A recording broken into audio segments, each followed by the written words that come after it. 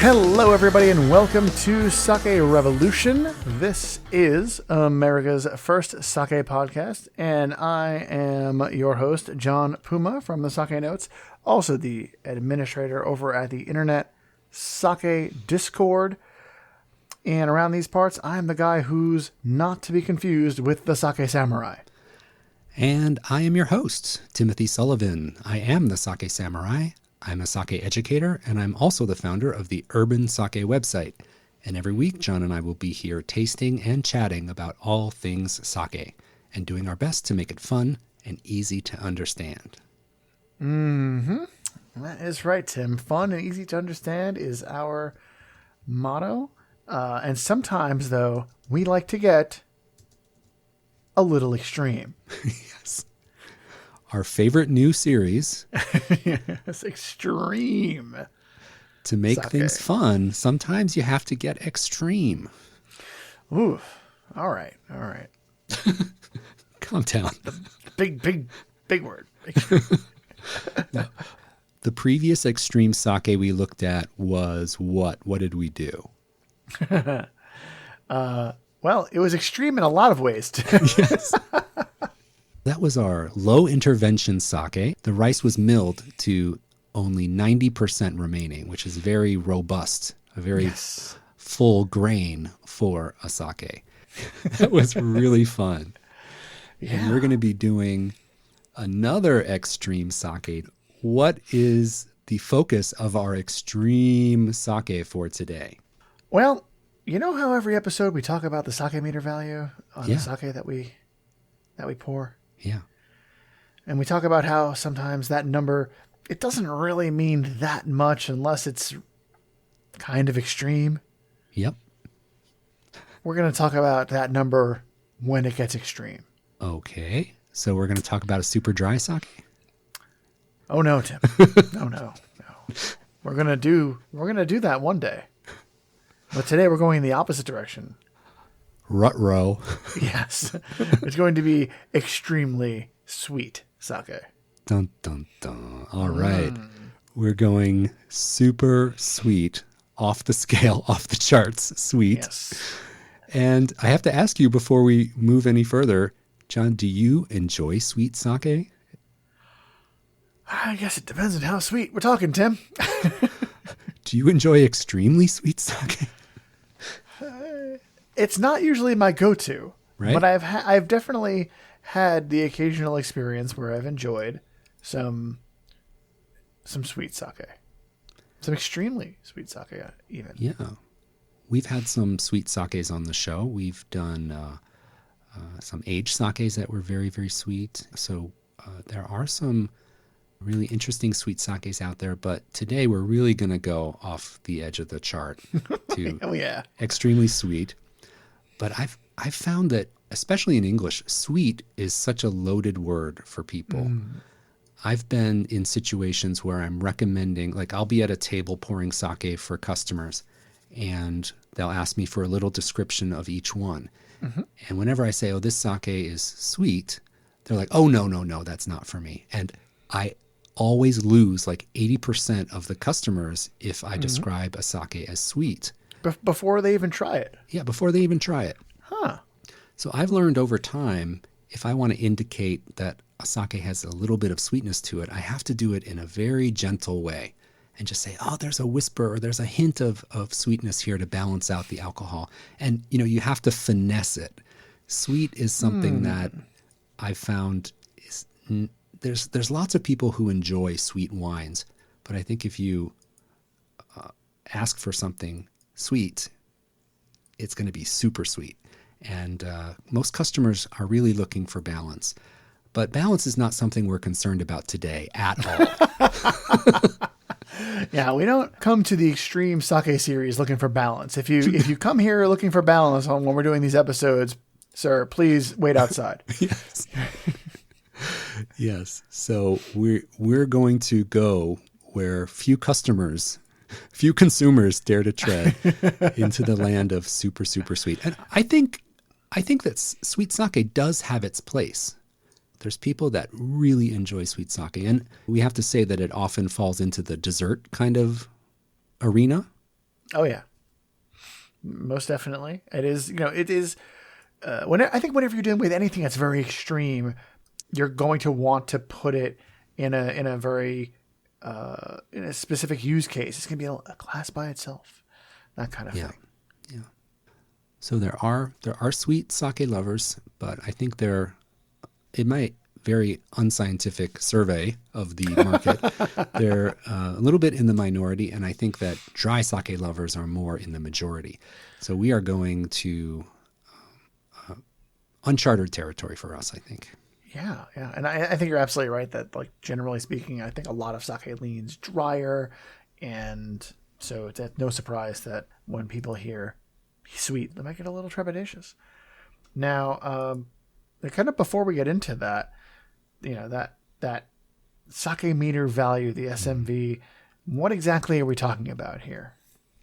Yeah, SMV is really important, and SMV means sake meter value. In Japanese, we say Nihon Shudo.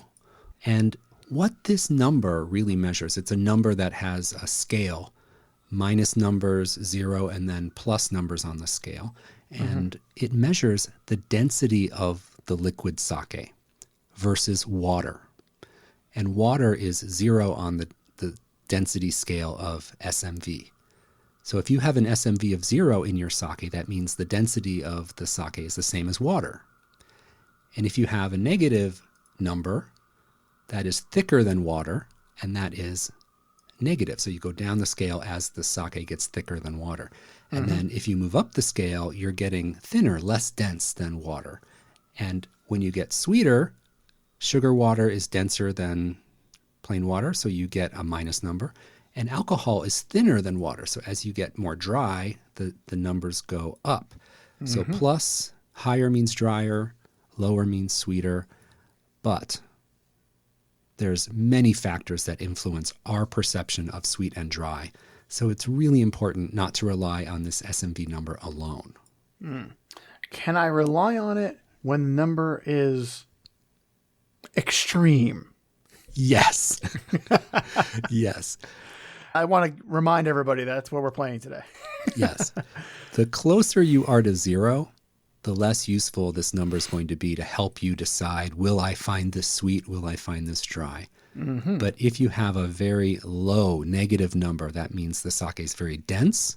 And in almost all cases, that means it's going to be very, very sweet as well.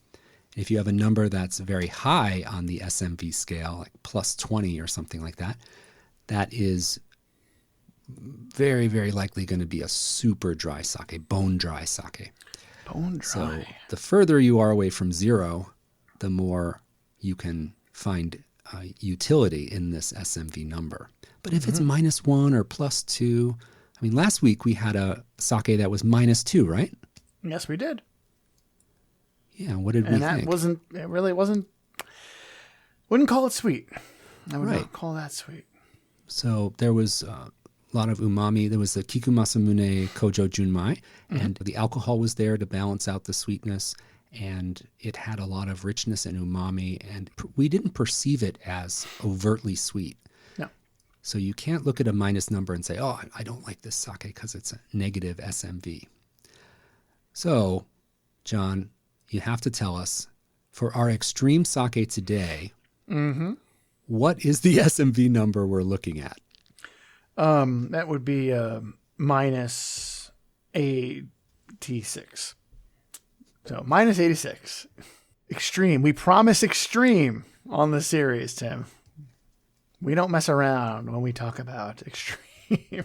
Yeah, minus 86. Whew. That's gonna be pretty damn sweet, I think. Yeah, we searched high and low for a super extreme sake to talk about sweetness and SMV, and we found it, ladies and gentlemen. Oh boy. All right. So this is the Aizu Homare Strawberry Nigori. Strawberry nigori. Yeah. So do you want to give us the stats for this sake, John? Sure. So, this is from Homare Shuzo. The alcohol is 8%. The acidity is 5.3. Oh my goodness. It is classified as a nigori, but in Japan, we refer to this as a sake-based liqueur. Since it has other ingredients, namely the strawberry, it falls outside of the key ingredients of sake and therefore can't be sold as nihonshu, as sake. And this very interesting beverage is made in Fukushima. Yep. And they use real strawberry puree. And that's going to get you right out of that nihonshu category. Yes. You put puree in your beverage. So, John, I don't know if you'd agree with this, but in the West, sake breweries can add blueberry juice, you can add ginger, you can make any kind of sake beer hybrid you want. But in Japan, the laws are very strictly regulated about what the ingredients are that you can use. And that's absolutely right. Although many domestic sake breweries do abide by the Japanese rules, they are not beholden to them. Right. Yeah, and they may produce fruit or other flavor-infused sake in the future. So in Japan, if you add strawberry puree to your sake, you are kicked out of the premium sake group. Oh, no. It's not an allowed ingredient, but the alcohol base here is nihonshu, is sake. Yeah. Yeah. So we got to describe this bottle. Yeah. I'm still wrapping my head around that minus 86, Tim. I need a moment here. That is an extremely low number, obviously, minus 86. Is this the lowest you've ever encountered personally? Yes. Oh. Yes. All right. When I've been given super sweet sakes in Japan, like it might be minus 30, minus 35 would surprise you, but minus 86 is really off the chart. Yeah, I'm going to say so. When I teach sake classes, students almost always ask me, what is the range of SMV? Like what's the highest and what's the lowest? What I always do is I tell the students what is the lowest SMV commercially available on the market that you can buy and what the highest one is. So the lowest one is this one, minus 86. So I say that's the bottom of the that's the bottom of the SMV scale in practice. Yeah, I challenge anybody to make one that is lower. I'm sure it's out there. Somebody's doing it. Right now, somebody is like, well, wait till you see what I'm working on. I really want to talk about this bottle too. So we have a small 300 ml bottle, and it's clear, so you can see the sake, the nigori inside. Mm-hmm. And before we even open this puppy, there's no mistaking what is in here, right? Oh yeah. This is when we pour this, we are not going to be using the word clear, even in jest. Yes. And they make it pretty clear that strawberry is the ingredient. Yes, there are strawberries all over this label. Yeah. So they have an illustration of strawberries growing on the vine and strawberries on the top of the top label as well. And there's strawberries everywhere. And it's a cute little bottle. Yeah, it is. Well, my curiosity is piqued. Oh, right. Yes. And because this is a nigori, when I picked up my bottle, there was a little bit of sediment at the bottom. Did you have that as well? I did. And I promptly gave it a little tilt. And yep. I want to give it a very gentle inversion. Yes. And mix up the rice sediment. Mm-hmm. You want to invert your bottle of nigori. You want to maybe gently give it a little bit of a shake. It's not champagne, guys. Don't shake it up like that. Yeah. I agree with you, John. I think you should be gentle with your sake. Give it a quick inversion. Let it gently mix up, and you'll be ready to go. Excellent. And this bottle is clear. It's frosted clear glass, so you can see the color before we even pour it in the glass. It's a reddish, pinkish color. Mm-hmm. Really beautiful. Well, should we get it open and get it in the glass? All right, yeah, let's do this, Tim. Let's do it. Let's get extreme. Let's get extreme. All right, I'm going to open it up.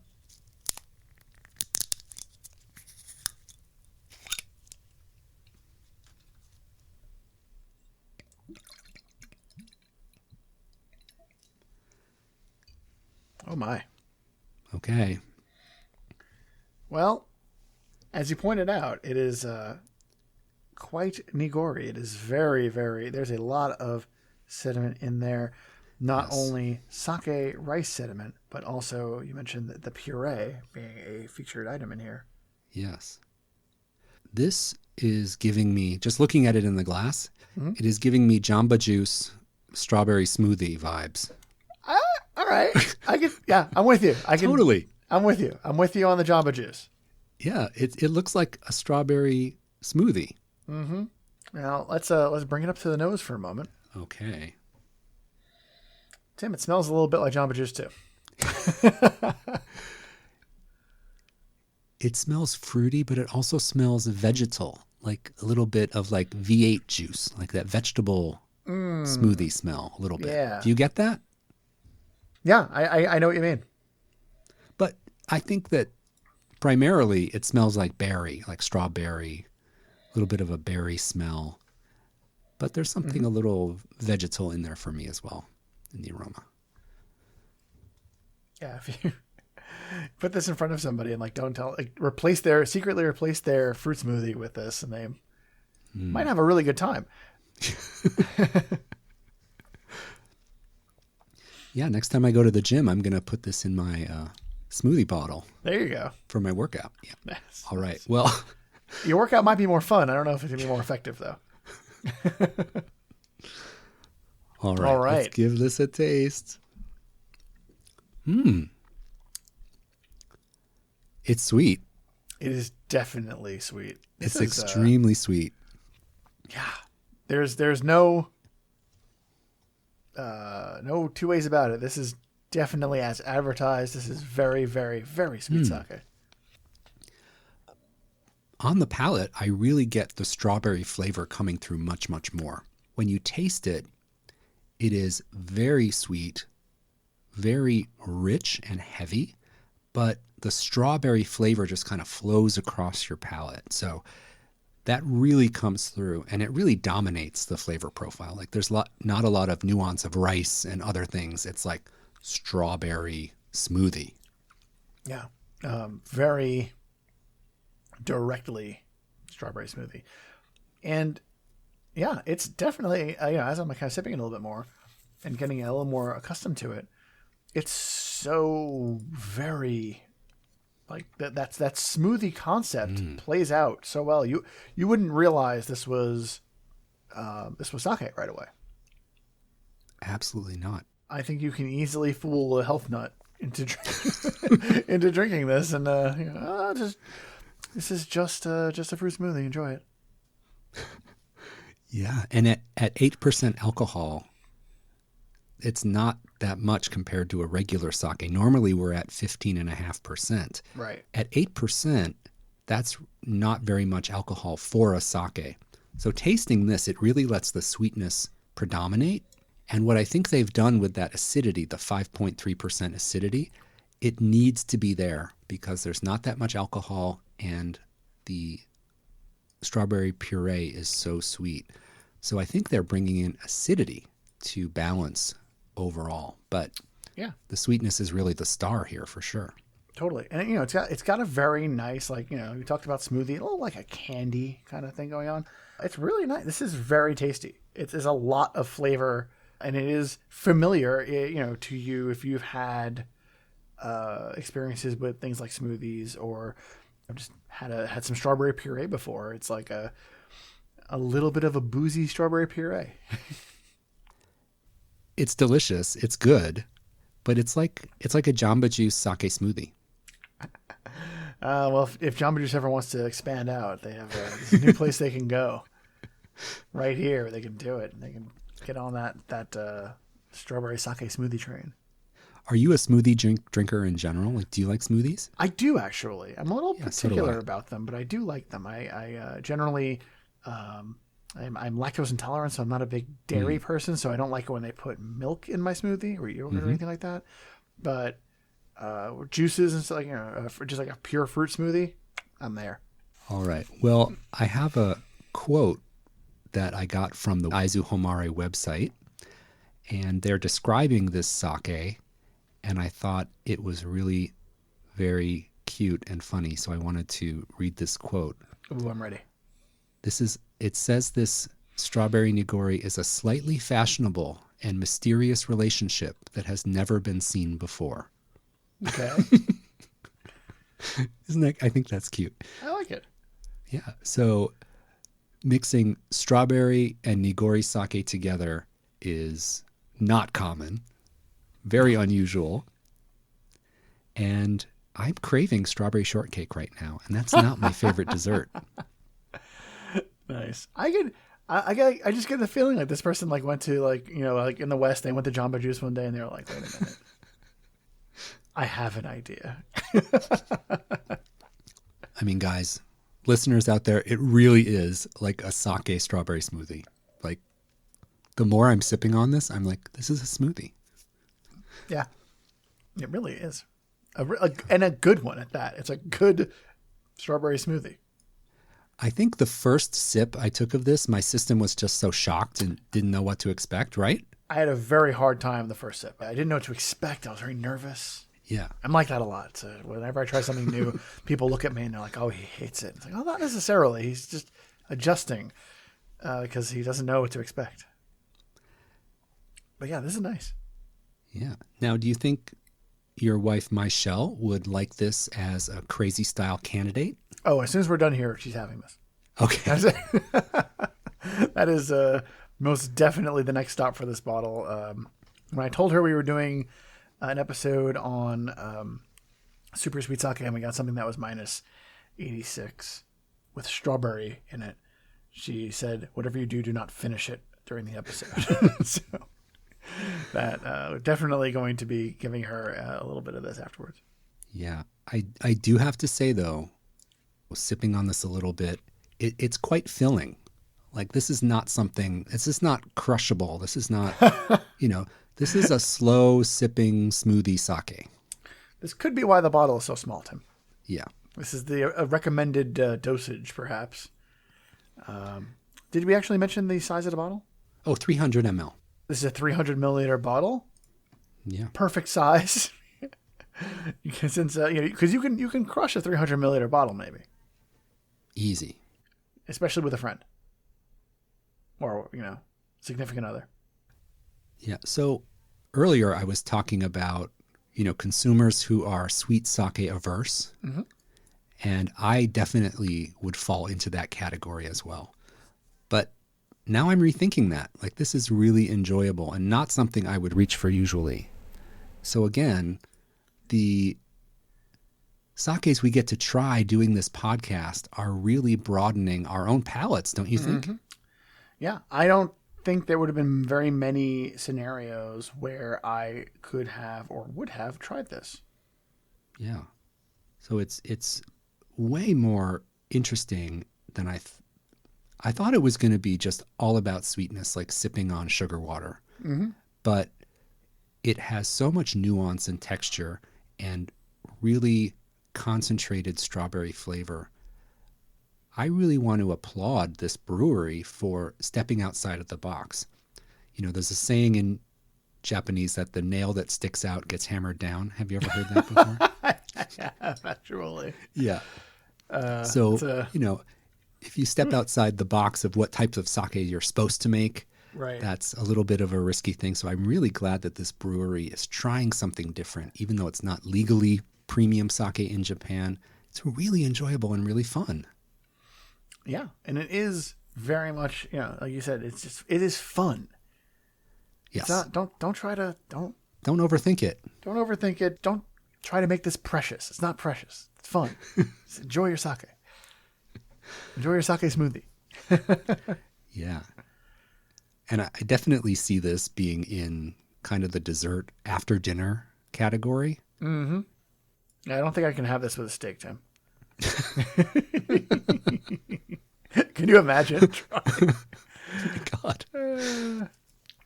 Yeah, so anywhere you would have a strawberry smoothie from Jamba Juice, you could bring in this sake as well.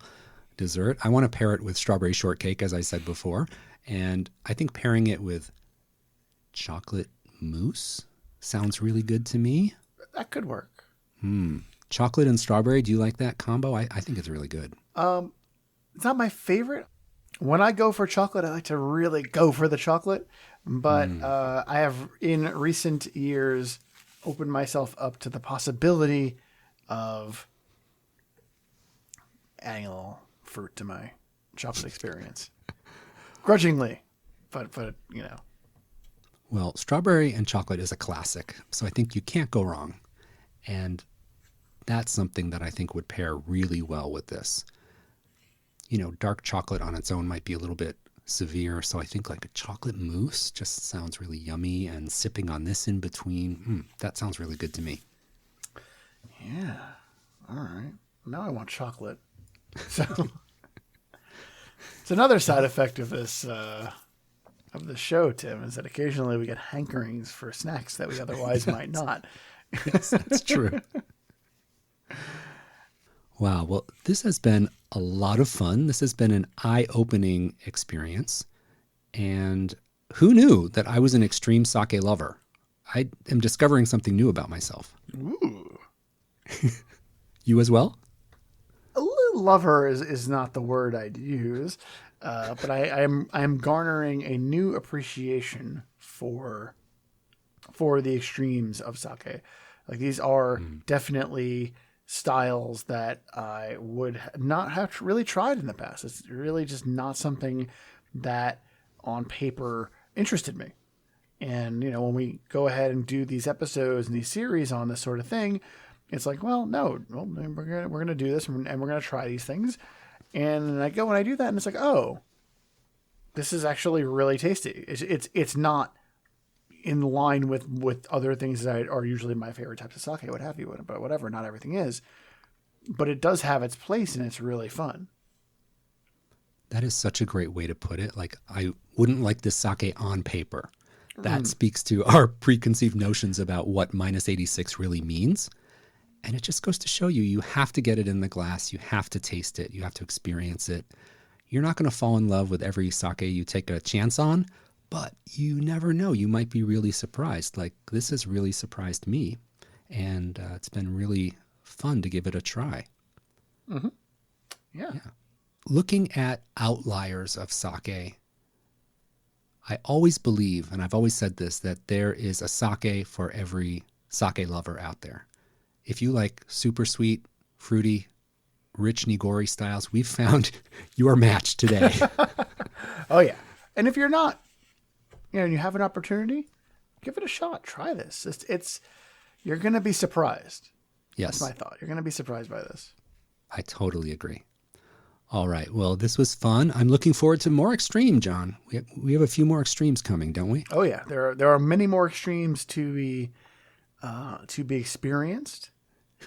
You know, and for every extreme we have, there is an equal opposite extreme. Yes. That's right. I'm just going to leave that.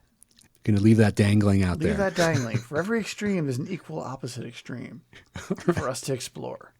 Excellent. Well, thanks, John, so much. Great to taste with you and explore this fun sake. And I want to thank our listeners as well for tuning in. We really do hope that you're enjoying our show. Now, if you would like to show your support for Sake Revolution, the best way to help us out would be to join our community on Patreon.